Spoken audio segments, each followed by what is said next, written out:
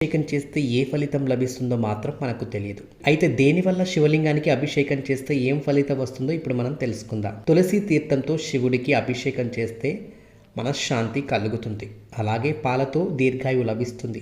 పెరుగుతో అభిషేకం చేయడం వల్ల వంశాభివృద్ధి జరుగుతుంది. చక్కెరతో చేయడం వల్ల శత్రుజయం కలుగుతుంది. తేనెతో అభిషేకం చేస్తే విద్య, సంగీత వృద్ధి సిద్ధిస్తుంది. నెయ్యితో స్వర్ణహర్త, పన్నీరుతో సకల ఐశ్వర్య ప్రాప్తి, చందనంతో ధనాభివృద్ధి, విభూతితో చేస్తే సర్వరోగ నివారణ, నిమ్మరసంతో చేస్తే మరణ భయం పోతుంది. అలాగే పంచామృతాలతో అభిషేకిస్తే దేహదారుణ్యం, పువ్వులతో సుఖం, అరటి పండ్లతో వ్యవసాయం, అన్నంతో పెళ్లి, సౌభాగ్యం, పంచలోహ జలంతో మంత్రసిద్ధి, కార్యసాఫల్యం, దానిమ్మరసంతో శత్రు శిఖరణ, సుగంధ ద్రవ్యాలతో ఆయుర్ధం కలుగుతాయి. అయితే మానవుడు తన కోరికలను తీర్చుకునేందుకు భగవంతుడిని నవవిధాలుగా